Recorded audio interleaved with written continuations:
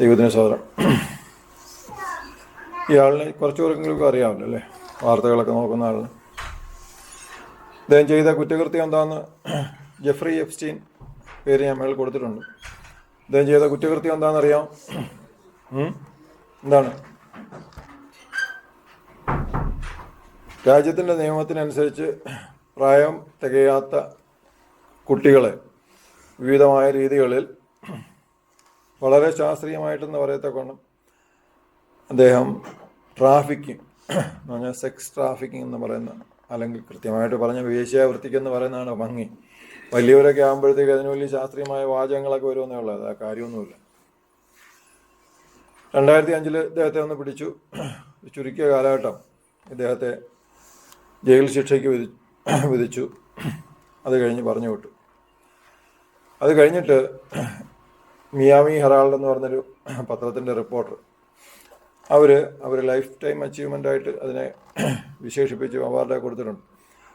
അവർ ഇതിൻ്റെ ഫയലുകളും മറ്റു കാര്യങ്ങളൊക്കെ പുനഃപരിശോധിച്ചതിന് ശേഷം വാർത്തകൾ പുറത്ത് കൊണ്ടുവന്നപ്പോൾ 2019 ഭരണകൂടം നിർബന്ധിതരായി ഇദ്ദേഹത്തെ വീണ്ടും അറസ്റ്റ് ചെയ്യാൻ. അപ്പോൾ അങ്ങനെ വന്നപ്പോഴത്തേക്ക് വന്നൊരു പ്രശ്നം എന്താണെന്ന് വെച്ചാൽ, ഈ അറസ്റ്റ് ചെയ്തൊരു 3 മാസം കഴിഞ്ഞപ്പോൾ ഇദ്ദേഹം ജയിലിൽ ആത്മഹത്യ ചെയ്ത്. ഇവിടെ ഞാൻ ചില കണക്കുകൾ വെച്ചിട്ടുണ്ടെന്ന് പറഞ്ഞാൽ, ഇദ്ദേഹത്തിന് ഒത്തിരി പണം ഉണ്ടായിരുന്നു. അതിൽ വലിയൊരു തുക എന്ന് പറഞ്ഞാൽ $120 മില്യൺ വിവിധ ആൾക്കാർക്കായിട്ട് വീതിച്ചു കൊടുത്തു. 95% ആൾക്കാരത് കൈപ്പറ്റി. 150ഓളം പേര് വരുമെന്നാണ് പറഞ്ഞാൽ, 138ഓളം പേരാണ് വന്ന് അത് കൈപ്പറ്റിയത്. ഇതിൽ ചിലരൊക്കെ നിങ്ങൾക്ക് അറിയാം. പേര് പറഞ്ഞാൽ, വിശദമായിട്ട് കാര്യങ്ങൾ പറഞ്ഞാൽ ഇതിലൊരു 90% പേര് നിങ്ങളറിയും. പാട്ടുകാരൻ, ശാസ്ത്രജ്ഞൻ, രാഷ്ട്രീയ നേതാവ്, രാജകുടുംബം, ഇങ്ങനെ വിവിധങ്ങളായ വ്യക്തികളുണ്ട് ഇതിനകത്ത്. ഇവർക്ക് പക്ഷേ ഇതിലങ്ങനെ പങ്കൊന്നുമില്ല കേട്ടോ. ഈ കുറ്റകൃത്യത്തിൽ ഇവർക്ക് ആർക്കും ഒരു പങ്കുമില്ല.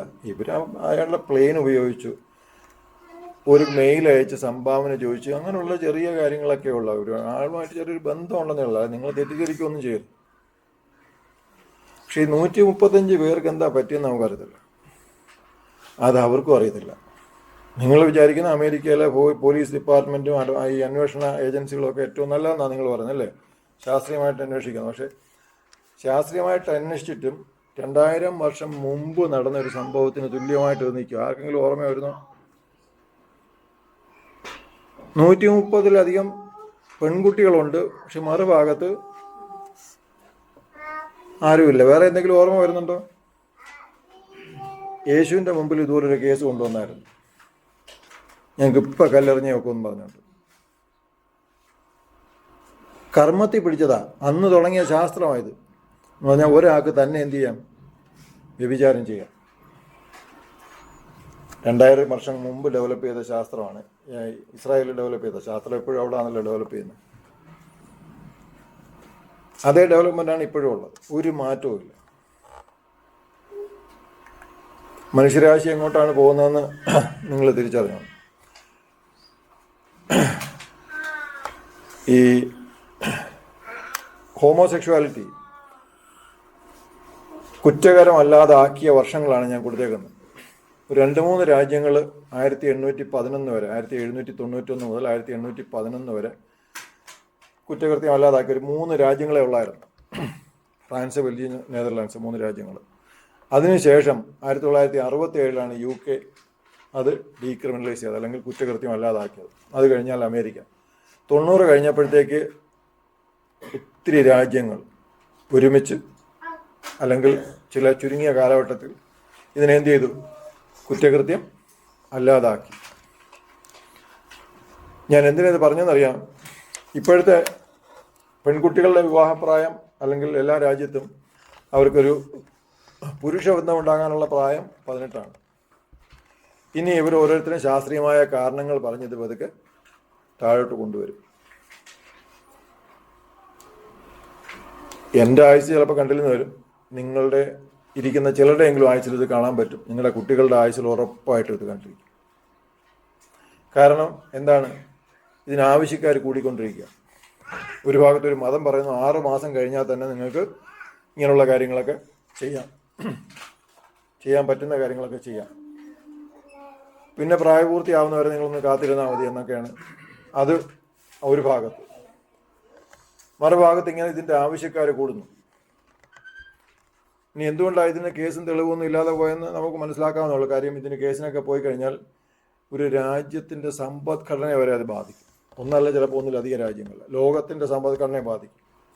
അതുപോലെ ഇത് പ്രശ്നമാകുമെന്നുള്ളത് കൊണ്ട് എന്ത് പറ്റി? കുറ്റകൃത്യം എന്ത് ചെയ്തു? മറച്ചു. ഇതിനി കൂടുതലാകുമ്പോൾ അവർക്ക് എന്തേ വഴിയുള്ളൂ?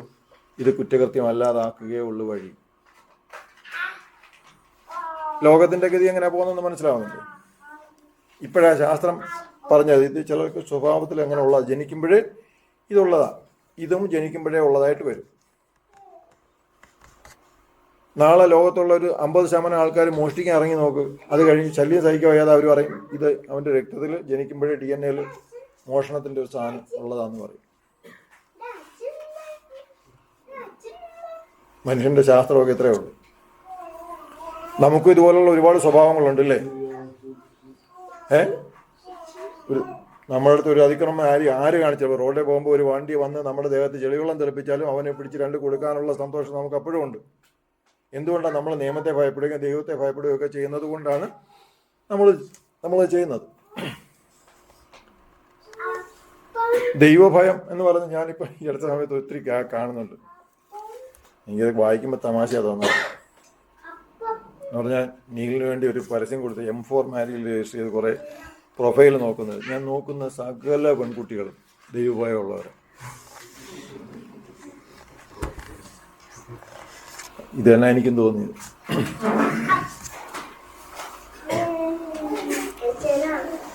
ദൈവത്തിന് സ്വാഗതം. ദൈവഭയം എന്ന് പറഞ്ഞത് അതിനൊരു ഭയം എന്ന് പറഞ്ഞാൽ നമ്മൾ ദൈവത്തെ ഭയപ്പെടുകയല്ല. ദൈവം നീതിമാനായതുകൊണ്ട് തെറ്റ് ചെയ്യുന്നവനെ ശിക്ഷിക്കും എന്നുള്ള ആ തിരിച്ചറിവാണ് ആ ദൈവഭയം എന്ന് പറഞ്ഞ അർത്ഥം. അല്ല ദൈവത്തെ നമ്മൾ ഭയന്ന് പറിച്ച് ദൈവം പറയുന്നത് എന്തും ചെയ്യുന്ന, അല്ലെങ്കിൽ ദൈവത്തെ എൻ്റെ പേരിൽ ആരെന്ത് പറഞ്ഞാലും ചെയ്യുമെന്നുള്ളതല്ല എൻ്റെ അർത്ഥം. ദൈവം നീതിമാനാണ്. ആ നീതിമാൻ നമ്മളൊരു തെറ്റ് ചെയ്താൽ തീർച്ചയായിട്ടും നമുക്കതിനുള്ള പ്രതിഫലം തന്നിരിക്കും. ഈ ബോധ്യമാണ് ദൈവഭയം നമ്മൾ പറഞ്ഞത്. അല്ലാതെ ദൈവത്തെ ഭയന്ന് പറിച്ച് നടക്കുന്ന ഒരു സംഗതിയെക്കുറിച്ചല്ല. ദൈവത്തിന് സ്വാഗതം.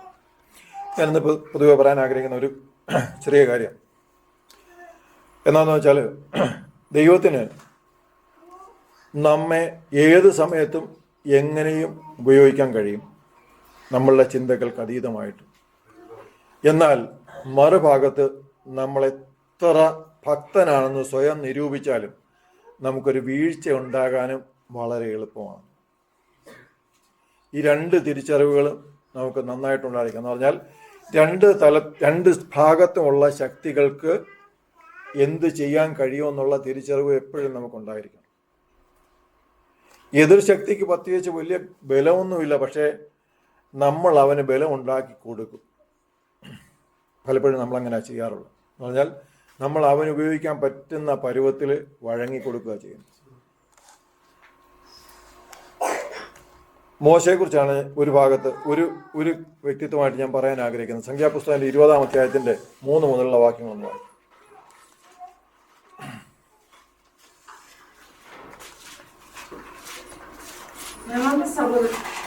ജനം മോശയോട് കളിച്ചു, ഞങ്ങളുടെ സഹോദരന്മാർ യഹോവയുടെ സന്നിധിയിൽ മരിച്ചപ്പോൾ ഞങ്ങൾ മരിച്ചുപോയി എനിക്ക് കൊള്ളായിരുന്നു.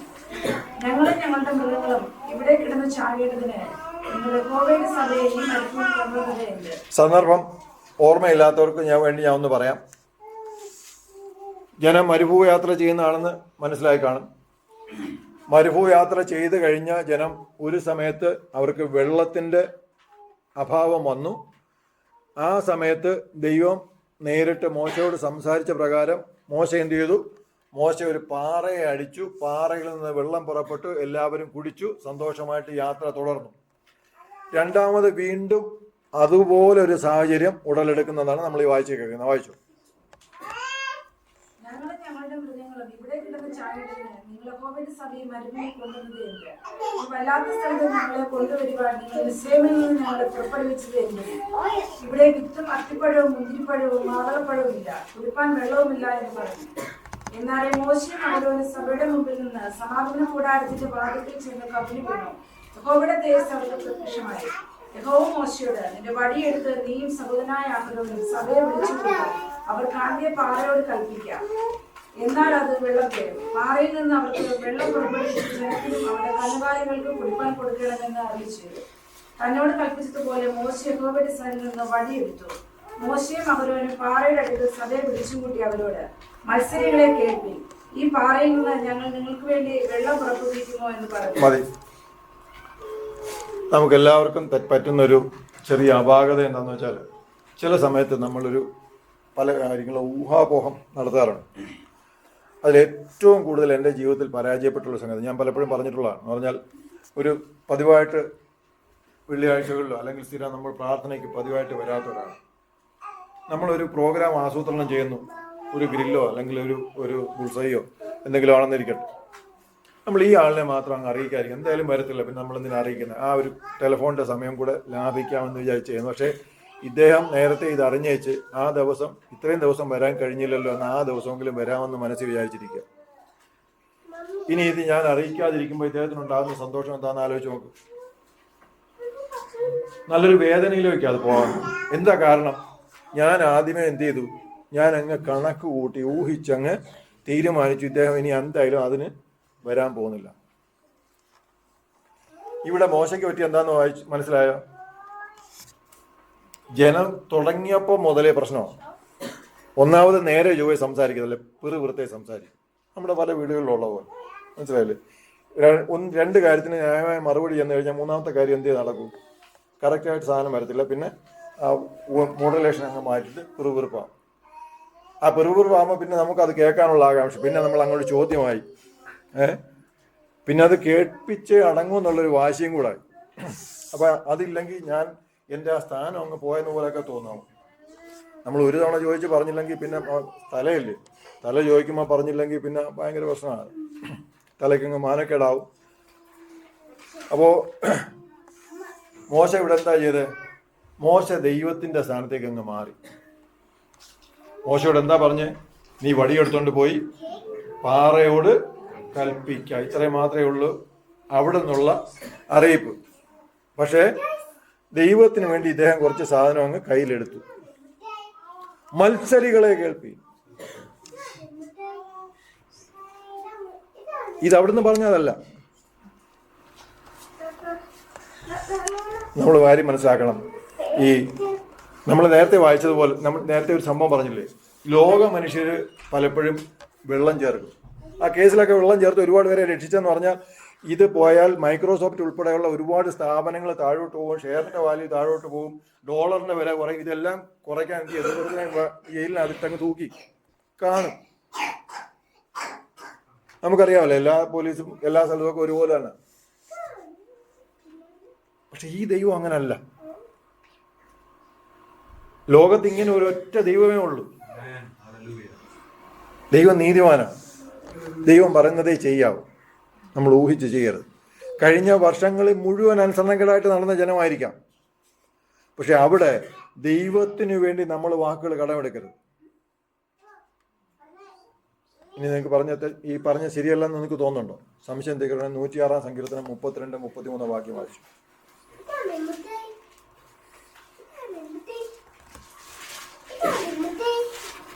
വെള്ളത്തിലും അവർ അവനെ കോപിപ്പിച്ചു. അവരുടെ നിമിത്തം മോശയ്ക്കും ദോഷം ഭവിച്ചു. അവർ അവന്റെ മനസ്സിനെ കോപിപ്പിച്ചതുകൊണ്ട് അവൻ അധരങ്ങളാൽ അവിവേകം സംസാരിച്ചു പോയി. മോശ അധരങ്ങളാൽ അവിവേകം സംസാരിച്ചു പോയി. ന്യായമായിട്ടും വായിച്ചു വന്നാൽ നമ്മൾ ഉറപ്പായിട്ട് ഈ ജനത്തെ എന്ത് ചെയ്യും? ഇത് തന്നെ നമ്മൾ വിളിക്കും. പക്ഷെ അവിടെ ദൈവം വിളിച്ചില്ല. നമ്മൾ ആരുടെ പ്രതിനിധിയാണെന്ന് നമ്മൾ എപ്പോഴും മനസ്സിലാക്കണം. പതിവായിട്ട് പ്രവാചകന്റെ അരുളപ്പാട് തരുന്ന വ്യക്തിത്വമായിരിക്കും നിങ്ങൾ.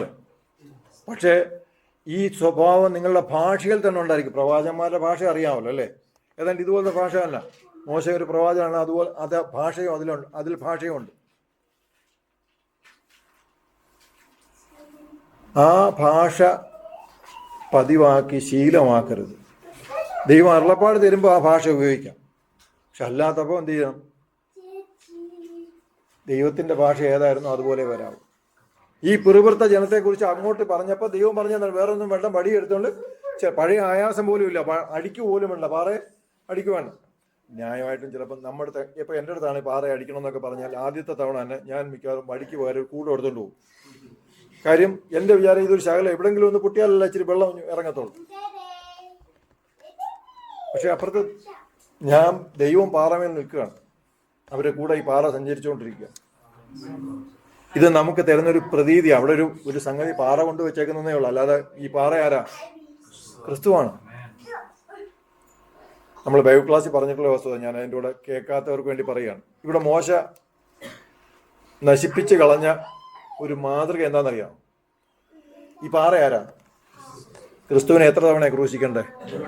ക്രിസ്തുവിനെ ഒരു തവണ അടിക്കാവും. അതാണ് ആദ്യത്തെ തവണ അടിച്ചത്. അതിനുശേഷം ഓരോ തവണയും നമ്മൾ വിശ്വാസം എന്തുവാ ചെയ്യുന്നത്? നമ്മുടെ നാവ് കൊണ്ട് പറയുക ചെയ്യുന്നത്. ഇതാണ് ദൈവത്തിൻ്റെ മാതൃക. ഈ മാതൃകയാണ് മോശ പൊളിച്ചത്. എന്തുകൊണ്ടാ? മോശയ്ക്ക് ആ സമയത്ത് ഈ ജനത്തോടുള്ള വികാരമാണ് വന്നത്. ഉത്തരവാദിത്വം നൽകിയതാരാ? ആദ്യം പറഞ്ഞാൽ നിങ്ങൾക്ക് അറിയാമല്ലോ, എനിക്ക് സംസാരിക്കാൻ അറിയത്തില്ല. അതിനുശേഷം ഇദ്ദേഹം ഒരിടത്തും സംസാരിച്ചിട്ടില്ലല്ലോ, അല്ലേ? തടിച്ച നാവെന്നൊക്കെ ഇല്ലേ ആദ്യം പറഞ്ഞു. ഇതെല്ലാം അവതായിരുന്നെന്ന് പിന്നെ മനസ്സിലാവുന്നല്ലേ? പലപ്പോഴും നമുക്ക് മനസ്സിലാവാറില്ല, നമ്മളെ തന്നെ മനസ്സിലാകാറില്ല. നമ്മളെ ഏറ്റവും ഇതുപോലെ ഇങ്ങനെയുള്ള കാര്യം വരുമ്പോഴത്തേക്കുള്ള നമുക്ക് എന്താ, നമുക്ക് തടിച്ച നാവുണ്ട്, നമുക്ക് വിക്കുണ്ട്, സംസാരിക്കാൻ അറിയത്തില്ല. ഇനി അല്ലെങ്കിൽ നമ്മൾ എന്തോ നമ്മളെക്കുറിച്ച് വിചാരിക്കുന്നത്? നിങ്ങൾ ഒരു 6 മാസം ഒരു ദൈവസഭ വന്നിട്ട് ഒരു സാക്ഷ്യം പറയാൻ എഴുന്നേറ്റ് നിൽക്കുമ്പോൾ അനീഷ് കാവലത്തെ പോലെ ഇങ്ങനെ വരുള്ളൂ. അങ്ങനെയൊന്നും വരത്തില്ല. നമ്മളെക്കുറിച്ച് അങ്ങനെ തെറ്റായ ധാരണയൊന്നും വേണ്ട. നമ്മളാരും അങ്ങനെ അത്ര വലിയ വാചാലമായി സംസാരിക്കാൻ കഴിവുള്ളവരൊന്നും അല്ല. അതിനൊക്കെ ചില സമയമുണ്ട്, കുറച്ച് കഴിയുമ്പോൾ ആത്മാവ് നിങ്ങളെ ആ സ്ഥലത്തേക്ക് കൊണ്ടുപോകും. അതിന് വേറൊന്നും വേണ്ട. നമ്മൾ ആദ്യം എന്ത് ചെയ്യണം? അങ്ങോട്ടൊന്ന് കൊടുക്കണം. നമ്മൾ സ്വയം നമ്മളെ തന്നെ അങ്ങോട്ട് ഏൽപ്പിച്ചു കൊടുത്താൽ കാര്യങ്ങൾ ഭംഗിയായിട്ട് പോകും. മനസ്സിലാക്കിയിരിക്കുക, ദൈവം നമ്മളോട് സംസാരിക്കും, നമ്മളുടെ അരുളപ്പാട് തരും. പക്ഷേ ഈ അരുളപ്പാട് ദിവസവും ശീലമായി എന്ന് നമുക്കൊരിക്കലും തോന്നരുത്. ദൈവത്തിന് മനുഷ്യന്റെ മേൽ ഒരു വികാരമുണ്ട്, അത് ആ സമയത്ത് പ്രകടമാക്കാനുള്ളതാണ്. അത് കഴിഞ്ഞാൽ അത് നാളുകളോളം കൊണ്ടു നടക്കേണ്ട ഒരു സംഗതിയല്ല. നമുക്കറിയാം, ഈ മോശ നേരത്തെ ഒരുപാട് പേര് മരിക്കത്തക്കവണ്ണം പല സംഗതികളും അരച്ച് കലക്കി കൊടുത്ത ആളാണ്. പക്ഷെ അതൊക്കെ ശരിയാണ്. ദൈവത്തിന് ആ സമയത്ത് ഒരു വികാരം ഉണ്ടായിരുന്നു. പക്ഷെ അതിനുശേഷം ദൈവത്തെക്കുറിച്ച് നമ്മൾ മനസ്സിലാക്കണം. ദൈവം ദീർഘക്ഷമയും മഹാദയയും ഉള്ളത്. അത് ചെറിയൊരു വാക്കാണെന്ന് തോന്നിയാലും നമ്മുടെ ഉള്ളിൽ അത് ഗ്രഹിക്കാൻ കഴിയണം. ദീർഘക്ഷമ, മഹാദയ.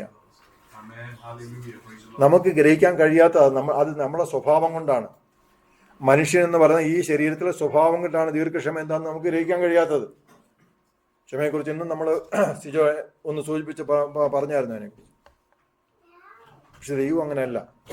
കാര്യം ദൈവം ക്ഷമിക്കാതിരിക്കുന്നുവെങ്കിൽ തീർച്ചയായിട്ടും ദൈവത്തിൻ്റെ സൃഷ്ടി ഈ ലോകത്തുണ്ടാകത്തില്ല. ഈ ലോകത്തല്ല, ഒരു ലോകത്തും ഉണ്ടാകത്തില്ല. ദൈവം ക്ഷമിക്കുന്നത് കൊണ്ടാണ് സൃഷ്ടി ഈ ലോകത്തുണ്ടായിരിക്കുന്നത്. ദൈവത്തിന് സ്വാഗതം. യേശുക്രിസ്തു പ്രവർത്തിച്ച കാലത്തും ഈ അത്ഭുതങ്ങളും അടയാളങ്ങളും ഒത്തിരി ചെയ്തെങ്കിലും ചില സമയത്ത് ഒരു പ്രശ്നമുണ്ടായ സാഹചര്യമുണ്ട്. എന്ന് പറഞ്ഞാൽ എല്ലാവരും അത് നല്ലതുപോലെ എടുക്കാത്ത സാഹചര്യമുണ്ട്. പലപ്പോഴും നമുക്ക് തോന്നാറുണ്ട് അത്ഭുതം നടന്നില്ലെങ്കിൽ എന്ത് പറ്റുമെന്ന്. ഇപ്പോഴെങ്കിലും ചർച്ചകളിലൊന്നും വലിയ പ്രശ്നം ഉണ്ടാകാറില്ല. രോഗശാന്തി ശുശ്രൂഷ എന്നൊക്കെ പറഞ്ഞാലും അത് പ്രാപിച്ചില്ലെങ്കിൽ അവരങ്ങ് പോകും എന്നേ ഉള്ളൂ. പ്രാപിച്ചില്ലെങ്കിൽ കുഴപ്പമൊന്നുമില്ല. പക്ഷെ യേശുവിൻ്റെ കാലത്ത് അങ്ങനെ അല്ലായിരുന്നു. അങ്ങനെ ഒരു സംഭവമുണ്ട്. നിങ്ങൾ വായിച്ചിട്ടുണ്ടെങ്കിൽ മർക്കോസ് 9:14 വായിച്ചു. അവൻ ശിഷ്യന്മാരുടെ അടുക്കെ വന്നാവേ വലിയ പുരുഷാരം അവരെ ചുറ്റി നിൽക്കുന്നതും ശാസ്ത്രിമാർ അവരോട് തർക്കിക്കുന്നതും കണ്ടു. പുരുഷാരം അവനെ കണ്ടവുടനെ ഭ്രമിച്ച് ഓടി വന്ന് അവനെ വന്ദിച്ചു. അവൻ അവരോട്, നിങ്ങൾ അവരുമായി തർക്കിക്കുന്നത് എന്തെന്ന് ചോദിച്ചു. അതിന് പുരുഷാരത്തിലൊരുത്തൻ, ഗുരു, ഊമനായ ആത്മാവുള്ള എന്റെ മകനെ ഞാൻ നിന്റെ അടുക്കൽ കൊണ്ടുവന്നു. അത് അവൻ എവിടെ വെച്ച് പിടിച്ചാലും അവനെ തള്ളിയിടുന്നു. പിന്നെ അവൻ കുതിച്ച് പല്ലു കടിച്ച് വരണ്ടു പോകുന്നു. അതിനെ പുറത്താക്കേണ്ടതിന് ഞാൻ നിന്റെ ശിഷ്യന്മാരോട് പറഞ്ഞിട്ട് അവർക്ക് കഴിഞ്ഞില്ല എന്ന് ഉത്തരം മതി. പ്രാർത്ഥനാ സ്ഥലത്ത് തർക്കം നടക്കുന്ന എന്തോ കാര്യം? രോഗിയെ കൊണ്ടുവന്നു സൗഖ്യമായിട്ടില്ല. ഇന്ന് ഇത്രയും മോശപ്പെട്ട ജനം ഇല്ലെന്നാണ് ഞാൻ കരുതുന്നത്, അല്ലേ? യേശുവിൻ്റെ കാലത്ത് നടക്കുന്ന പ്രശ്നത്തെക്കുറിച്ചാണ് ഞാൻ പറഞ്ഞത്. ദൈവത്തിന് സ്വതം ആ ശിഷ്യന്മാരുടെ അവസ്ഥ ഒന്ന് ആലോചിച്ച് പോകും. കാര്യം അതേപോലെ നല്ലൊരു ജൈത്രയാത്രയായിരുന്നു, പോഴത്തെല്ലാം സൗഖ്യമൊക്കെ നടന്നുകൊണ്ടിരുന്നത്. പക്ഷേ ഇവിടെ വന്നപ്പോഴത്തേക്ക് എന്നാൽ ഇവിടെ നിന്ന് തടി ഊരി പോകാം, അത് വീണ്ടും നമുക്ക് പ്രാർത്ഥിക്കാം ബ്രദറെ എന്നൊക്കെ പറഞ്ഞു വിടാമെന്ന് വിചാരിച്ച സംഗതി നടക്കുന്നില്ല. ജനക്കൂട്ടം കൂടിയിട്ട് ഇവിടെയാണ് ആ കാലത്ത് ചില വ്യക്തിത്വങ്ങളുടെ പ്രത്യേകത ഉണ്ടാകുന്നത്. ലാസറിന്റെ കുടുംബത്തെ ദൈവം തിരഞ്ഞെടുക്കുന്നതിൻ്റെ കാരണം നമുക്ക് മനസ്സിലാകണമെങ്കിൽ ഇതുകൂടെ നമ്മൾ കൂട്ടി ഒന്ന് ചിന്തിക്കണം.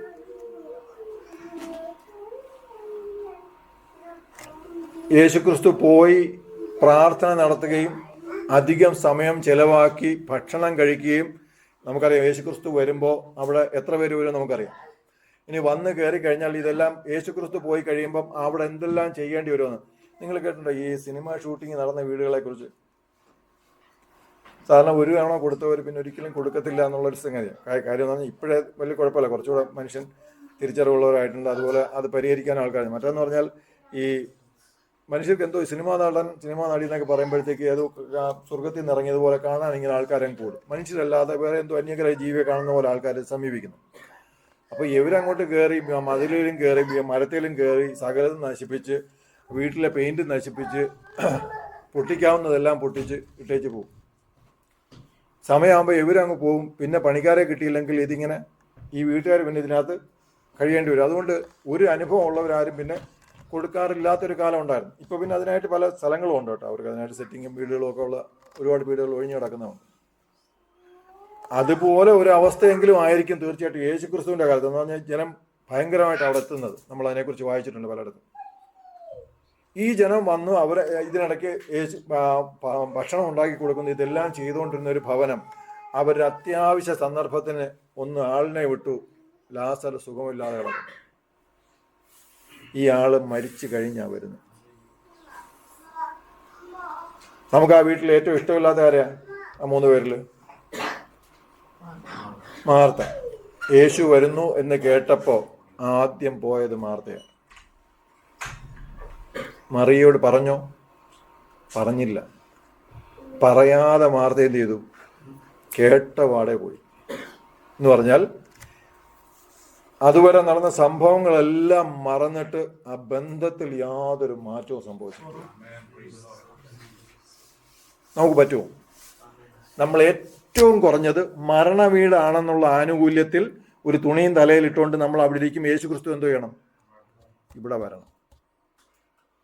എനിക്ക് അതിനുള്ള റൈറ്റ് ഉണ്ട് ഇപ്പം. കാര്യം സമൂഹം എനിക്ക് അതിന് അനുവാദം തരുന്നുണ്ട്. ഞാനിപ്പോൾ ദുഃഖത്തിലാണ്. മാർത്തയ്ക്ക് ഞാനങ്ങനെ ആ വാക്കുകൂടെ അങ്ങ് ഉപയോഗിക്കാം. മാർത്തയ്ക്ക് പോലും പറയേണ്ട വാക്കല്ല, ഞാനങ്ങ് പറയുക. കാര്യം നമുക്ക് മാർത്തയെക്കുറിച്ചുള്ളൊരു ചിന്താഗതി അങ്ങനത്തേതായതുകൊണ്ട് മാർത്ത ത്രാസി വെച്ചാൽ ബോംബെയുടെയെങ്കിൽ ആ താന്നിരിക്കുന്ന ത്രാസിൽ ആയിരിക്കും? മറിയായിരിക്കും. ആ ഉയർന്നിരിക്കുന്ന ഭക്തി അനുസരിച്ച് ഉയർന്നിരിക്കുന്ന ത്രാസിലും മാർത്തയായിരിക്കും. അതുകൊണ്ടാണ് ഞാൻ അങ്ങനെ പറഞ്ഞത്. മാർത്തയ്ക്ക് പോലും ദൈവവുമായിട്ടുള്ള ബന്ധത്തിൽ ഇതൊന്നും ബാധകമല്ലായിരുന്നു. നമുക്ക് ക്രിസ്തുവുമായിട്ടുള്ള സ്നേഹത്തിൽ ഇത് നിലനിർത്താൻ കഴിയുമോ?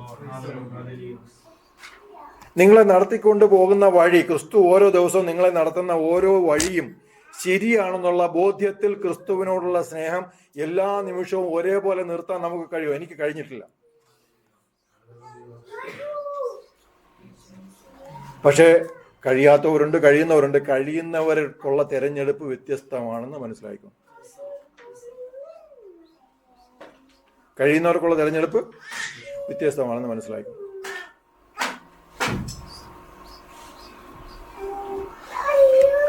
കുറച്ച് കഴിഞ്ഞ് നമുക്കറിയാം സംഭവങ്ങൾ, ഞാൻ വിവരിക്കുന്നില്ല.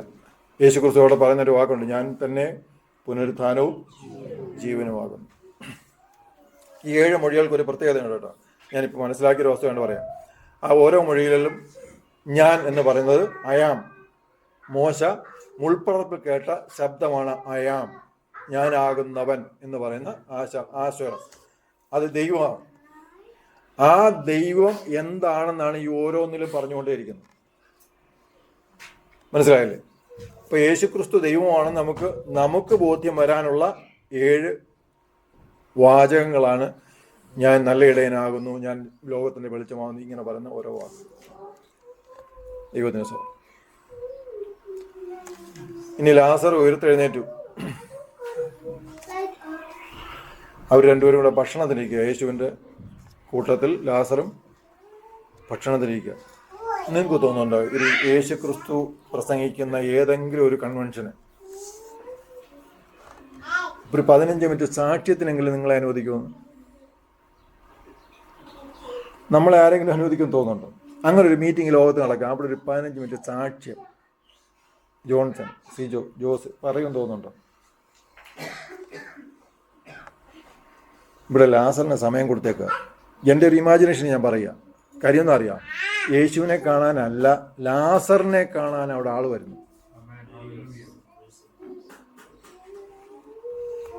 ഇനി നിങ്ങളെ കാണാൻ ആൾ വരുന്നില്ലെങ്കിൽ ആദ്യം വേണ്ടതെന്ന് പറഞ്ഞാൽ അത്താഴം കഴിക്കണം യേശുവിൻ്റെ കൂടെ. യേശുവിനോട് അത്താഴം കഴിക്കണമെങ്കിൽ എന്ത് ചെയ്യണം? ഉയർത്തെഴുന്നേറ്റവൻ്റെ കെട്ട് വഴിയണം. കെട്ടുള്ളവരെന്ത് ചെയ്യത്തില്ല, അത്താഴം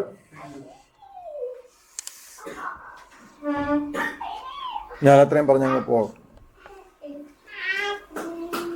മനസ്സിലാക്കുക, ലാസറിനെ കാണാനും ജനം വന്നുകൊണ്ടിരിക്കുന്നു. ലാസർ സ്വപ്നത്തിൽ വിചാരിച്ചാണോ? ലാസറിൻ്റെ പദ്ധതിയിലുണ്ടോ? ആ വീട്ടിൽ ആരുടെയെങ്കിലും പദ്ധതിയിലുണ്ടോ? ഇല്ല. നിങ്ങൾ വെറുതെ കഴിച്ചുകൊണ്ടിരുന്നു കൊടുത്താൽ മതി 3 നേരവും. പക്ഷേ ക്രിസ്തുവിൻ്റെ പദ്ധതിക്കകത്ത് തന്നെ നിൽക്കണം. അത് സാക്ഷ്യമായിട്ട് മാറും. നിങ്ങളുടെ നില ഒരു സാക്ഷ്യമാണ്. നിങ്ങൾക്ക് മനസ്സിലാകുന്നില്ലായിരിക്കും. മനസ്സിൽ വന്നതുകൊണ്ട് ഞാൻ പറയാം.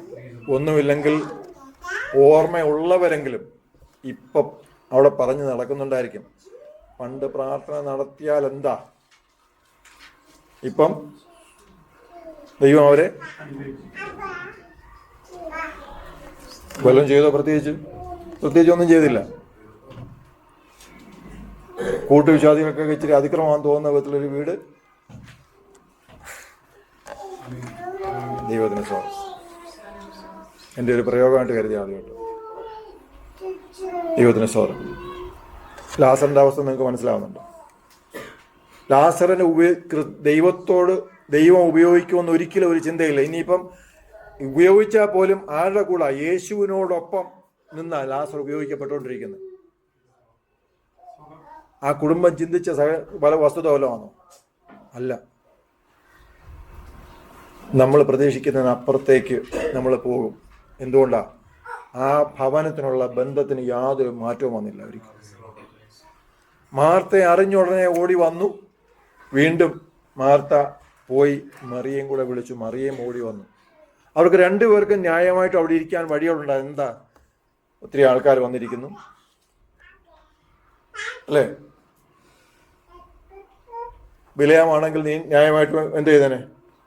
മിനിസ്റ്ററൊക്കെ വന്നിരിക്കുക, ഞാൻ എന്തായാലും ഇരിക്കാം, നിങ്ങളൊന്ന് യേശുവിനെ ഒന്ന് വെയിറ്റ് ചെയ്യാൻ പറ, അല്ലെങ്കിൽ കുറച്ച് കഴിഞ്ഞ് വൈകുന്നേരം ആവട്ടെ, ഇത്രയല്ലേ നമ്മൾ പറയും.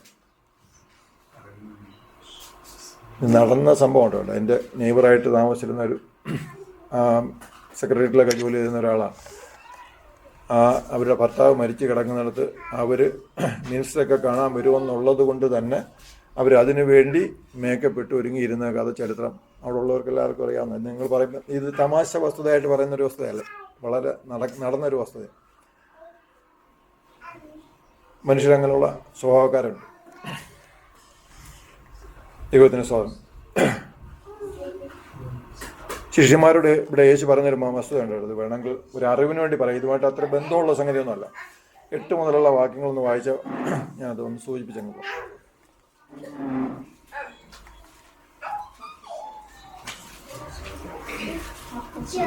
അതെ അല്ല സോറി യോഹന്നാൻ 10:11-8 മുതൽ. ശിഷ്യന്മാർ അവനോട് റബി, യഹൂദന്മാർ ഇപ്പോൾ തന്നെ നിന്നെ കല്ലെറിയാൻ ഭാവിച്ചുവല്ലോ, നീ പിന്നെയും അവിടെ പോകുന്നുവെന്ന് ചോദിച്ചു. അതിന് യേശു, പകല് 12 മണി നേരം ഇല്ലയോ?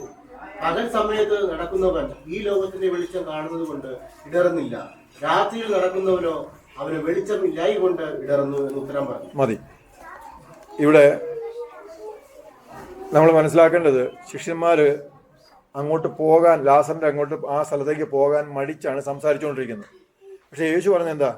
പോകാമെന്ന്. അതിനകത്ത് യേശു പറഞ്ഞൊരു ന്യായം എന്താണ്? പകലുള്ളപ്പോൾ എന്ത് ചെയ്യണം? ഭയക്കേണ്ട കാര്യമില്ല, പോകാം. ഇപ്പോൾ അവർക്ക് പോകാൻ കഴിഞ്ഞ എന്തുകൊണ്ടാണ്? യേശു അവരുടെ കൂടെ ഉള്ളത് കൊണ്ടാണ് അവർക്ക് പോകാൻ കഴിഞ്ഞത്. മനസ്സിലാകുന്നുണ്ടോ? ലാസറിൻ്റെ വീട്ടിലേക്ക് യഹൂദ്യ വഴി അവർക്ക് മടങ്ങി പോകാൻ പറ്റിയത് എന്തുകൊണ്ടാണ്? യേശു കൂടെ ഉള്ളത് കൊണ്ടാണ്. അതിനെക്കുറിച്ചാണ് യേശു പറഞ്ഞുകൊണ്ടിരിക്കുന്നത്. അവർക്ക് മനസ്സിലാകുന്ന ഒരു വ്യംഗ്യാർത്ഥത്തിൽ, അല്ലെങ്കിൽ നേരിട്ടല്ല പറയുന്നത്. എന്നാൽ ഇരുട്ടത്ത് യേശു ഇല്ല എന്നുണ്ടെങ്കിൽ എന്ത് ചെയ്യണം? നിങ്ങൾ ഭയക്കണം. ഇത് രണ്ട് ആശയം നമുക്ക് എടുക്കാം. നമുക്ക് ആ സമയത്തുള്ള പ്രത്യക്ഷമായ ഒരു ആശയം എടുക്കാം. എന്നാൽ പരോക്ഷമായിട്ട് നമ്മുടെ ആത്മീയമായിട്ടുള്ള ആശയം നമുക്ക് എടുക്കാം. എന്താ? നമ്മൾ ക്രിസ്തു ഇല്ലാതെ നമ്മൾ യാത്ര ചെയ്യുമ്പോൾ തീർച്ചയായിട്ടും നമ്മൾ മരണത്തെ ഭയക്കേണ്ടി വരും. ക്രിസ്തു ഉണ്ടെങ്കിൽ നമുക്കൊന്നിനെയും ഭയക്കേണ്ട കാര്യമില്ല. മരണത്തെ ഭയക്കേണ്ട കാര്യമുണ്ടോ? ഇല്ല. എന്തുകൊണ്ടാണ് മാർത്തയും മറിയം സന്തോഷമായിട്ട് അങ്ങോട്ട് പോയത്? അവർക്കറിയാം തീർച്ചയായിട്ടും ലാസറിനെ അവർക്ക് ഇവിടെ അല്ലെങ്കിൽ നിത്യതയിൽ കാണാമെന്നുള്ള ഉറപ്പുണ്ട്. അത്രയും ഉറപ്പുള്ളത് കൊണ്ട് അങ്ങോട്ട് പോയത്. അതുകൊണ്ടാണ് മാർത്ത പറയുന്നത് പുനരുത്ഥാനത്തിൽ എന്ത് ചെയ്യും? അവൻ ഉയർത്തെഴുന്നേൽക്കുമെന്ന് ഉറപ്പായിട്ട് പറയുന്നത് കൊണ്ടാണ്. ഈ പ്രത്യാശ അവർക്ക് നേരത്തെ ഉണ്ട്. ആ സമയത്ത് അത് നടക്കുമെന്നുള്ള വിശ്വാസം മാത്രമേ ഉള്ളൂ അവർക്കില്ലാതെ പോയത്. അതിൽ അവർക്ക് പരാതിയും ഇല്ലായിരുന്നു എന്നുള്ളതാണ്. ദൈവത്തിന് സ്വാഗതം. യോഹന്നാൻ 12:2 ഒന്ന് വായിച്ചു നമുക്ക് മനസ്സിലാക്കാൻ വേണ്ടി. അവിടെ അവൻ അവനൊരു അത്താഴം ഒരുക്കി. മാർത്ത ശുശ്രൂഷ ചെയ്തു. ലാസറു അവനോട് കൂടെ പന്തിലിരുന്നവരിൽ ഒരുവനായിരുന്നു. ഇനി 9-11 വരെ. അവൻ അവിടെ ഉണ്ടെന്ന് അറിഞ്ഞിട്ട് യഹൂദന്മാരുടെ ഒരു വലിയ കൂട്ടാരം യേശുവിന്റെ നിമിത്തം മാത്രമല്ല, അവൻ മരിച്ചവരിൽ നിന്ന് ഒപ്പിച്ച ലാസറെ കാണുവാനായിട്ടും കൂടെ വന്നു. അവൻ ഹേതുവായി അനേകം യഹൂദന്മാർ ചെന്ന് യേശുവിൽ വിശ്വസിക്കിയാൽ ലാസറെയും കൊല്ലണമെന്ന് മഹാപുരോഹിതന്മാർ ആലോചിച്ചു. മതി. 1-2 പേരല്ല ലാസറിനെ കാണാൻ വന്നത്. അനേകം പേര് വന്നത് നിമിത്തം ലാസറിനെ കൊല്ലണമെന്ന് യഹൂദന്മാർ ആലോചിക്കത്തക്കവണ്ണം മാറ്റം അവിടെ ഉണ്ടായി. ദൈവത്തിന് സ്വാഗതം. ഇനി പഴയ സംഗതി കൂടെ പറഞ്ഞ് ഞാൻ അവസാനിക്കാം. നമ്മളെവിടെ നിന്ന് മോശയുടെ അടുത്ത് നിന്ന് പെട്ടെന്ന് ചാടി അങ്ങോട്ട് വന്നു. അതുകൂടെ പറഞ്ഞ് പെട്ടെന്ന് അവസാനിക്കും. മോശ ഈ ഒരു കുറ്റത്തിന് വലിയൊരു ഫൈൻ കൊടുക്കേണ്ടി വന്നു. എന്ന് പറഞ്ഞാൽ കനാനിലേക്ക് പോകാൻ എനിക്ക് തോന്നുന്നില്ല മോശ വേറെ എന്തെങ്കിലും കാര്യത്തിന് ഇത്രയും പ്രാർത്ഥിച്ചിട്ടുണ്ടോ എന്ന് എനിക്ക് സംശയമുണ്ട്. കാര്യം അവസാനം ദൈവം എന്താ പറഞ്ഞേ? ഈ കാര്യത്തിൽ ഇനി സംസാരമില്ലെന്നാണ് പറഞ്ഞത്. വളരെ വ്യക്തമായിട്ട് ഇതേപോലെ തന്നെ പറഞ്ഞത്. സത്യം പറഞ്ഞാൽ എനിക്ക് മനസ്സിൽ തോന്നാറുണ്ട് ക്രൂരമായി പോയില്ല, അത്ര എനിക്ക് തോന്നാറുണ്ട്. പക്ഷേ അതിൻ്റെ മഹത്വം വരുന്നത് മറൂബ മല എന്ന് പറയുന്ന സ്ഥലത്തെത്തുമ്പോൾ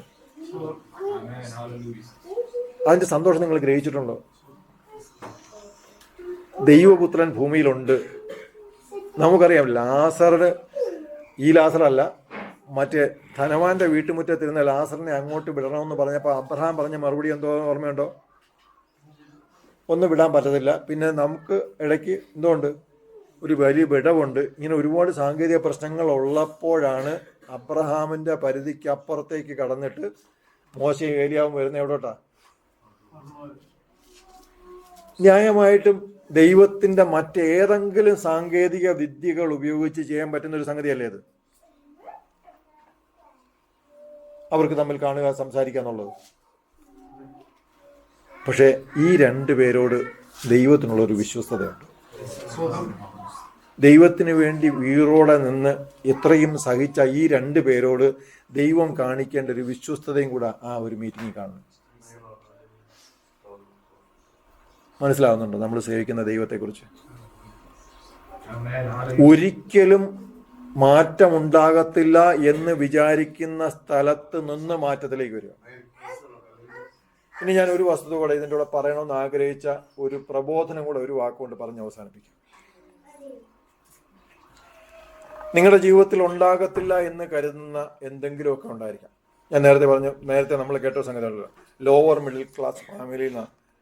നമ്മുടെ ക്ലാസ് വെറുതെ ഉയരണമെന്നൊന്നും ഞാൻ ആഗ്രഹിക്കുന്നില്ല, അങ്ങനെ ആഗ്രഹിക്കാതിരിക്കുന്നത് തന്നെയാണ് നല്ലത്. പക്ഷേ ദൈവനാമത്തിന് വേണ്ടി നിങ്ങളുടെ ക്ലാസ് ഒന്ന് ഉയരുന്നത് നല്ലതാണ്.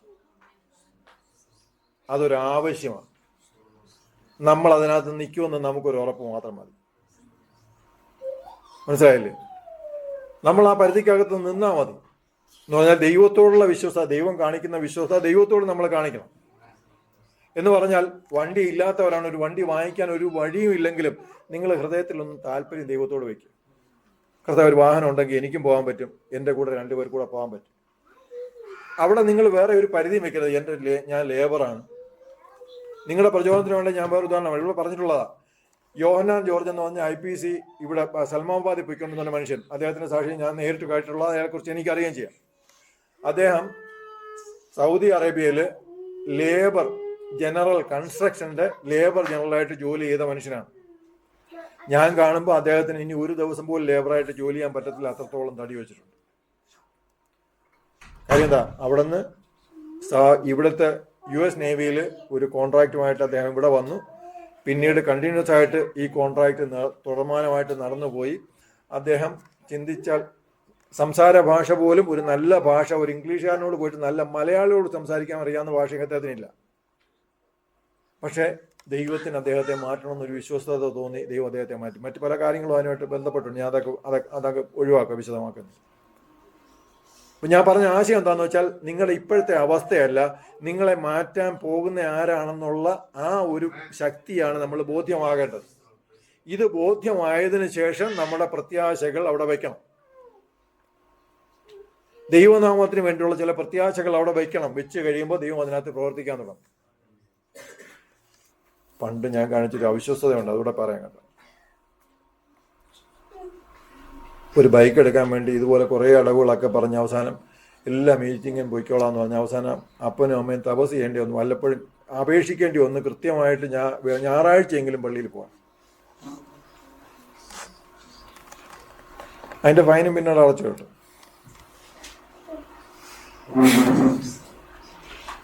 അത്തരം അവിശ്വസതകൾ വരാതിരിക്കാൻ നമ്മളെ തന്നെ സൂക്ഷിക്കണം. എങ്കിലും ഞാൻ പറയുകയാണ്, ദൈവനാമത്തിന് വേണ്ടി ചില സ്വപ്നങ്ങൾ നമ്മുടെ ഉള്ളിൽ ഉണ്ടായിരിക്കണം. അല്ലാതെ ഞാനെന്നും തടിച്ച നാവും വിക്കും ഉള്ളവനായിട്ടിരിക്കും എന്നുള്ള ചിന്തയിലല്ല വേണ്ടത്.